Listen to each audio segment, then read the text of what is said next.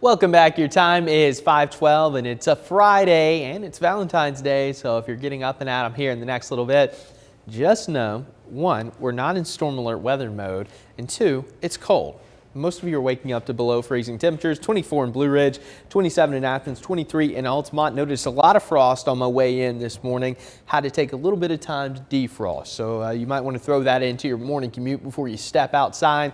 But hey, by this afternoon, it's going to be a really nice day. So if you want to get out, if you have any Valentine's evening plans for dinner, not going to be tracking any rain, and temperatures going to be pretty comfortable in the 50s. It will drop back into the 40s after the sun goes down.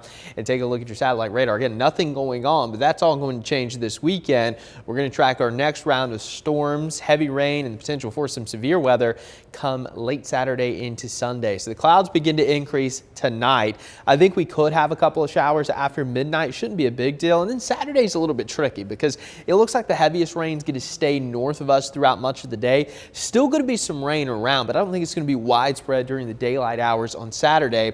The main concern I have is this cold front that's going to come through late Saturday night into early Sunday morning. So this is going to be an overnight severe event, so make sure you have multiple ways of receiving those alerts. Download the Local 3 weather app and stay tuned with us throughout the weekend before these storms arrive, because it looks like by about midnight this is going to be pushing in along the plateau into northeast Alabama, and the time frame on this can change an hour either side, and that's going to continue very quickly. So as this line moves through, you're only going to get about an hour worth of severe potential, because as soon as it pushes off to your east, there's going to be no more severe threat, just some heavy rain. This will continue until about 4 o'clock for our easternmost zones, and then by Sunday morning things are looking a lot better here across the Tennessee Valley. So we do have a level 2 out of 5 risk in the yellow.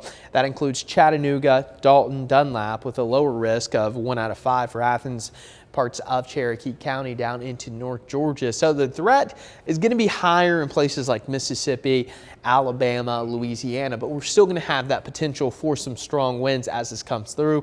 Plus, we're going to pick up an additional inch to maybe 2 inches of rainfall here across the Tennessee Valley. Ground's already pretty saturated, so that could cause some additional flooding concerns here across the region. And here's a look at those threats again. High winds, flooding, low wind tornado threat, low wind threat for large hail, but nonetheless, we're going to stay aware as we get into Saturday night and Sunday morning. Then after all this, we return to winter. After 2 weeks of essentially spring-like weather, things are going to start to change, and we're even talking potential for a little bit of winter weather by the middle of next week. We could get some high-elevation snow showers on Sunday, but for the entire area, we're watching Wednesday and Thursday. The cold air is going to be in place, going to have some moisture. All types of precipitation are still on the table. Now, the exact track of this, of course, is going to be very important, but I do think there is at least a chance that we could see another snow event as we move into the middle of next week. So here's a look at the European model. A little bit of rain snow mix throughout the day on Wednesday, and then Wednesday night into Thursday morning. This actually has it transitioned to mostly snow all the way down to North Georgia and continuing early Thursday morning before pulling out. Now, the other global model, the American, has a different solution with less snow potential, but nonetheless, it is going to be something to watch. And here's a look at the differences that we're seeing right now. The European picking up upwards of around 3 inches for Chattanooga, while the GFS is close to nothing. So still not great agreement in some of our global forecast models, but again, this is going to be something to watch pretty closely because, again, winter's not done yet, and we've been known to get snow well into March. So we'll keep a close eye on that and let you know if anything changes. But enjoy the weather today. 54. Going to be a cold morning, yes, but a nice afternoon.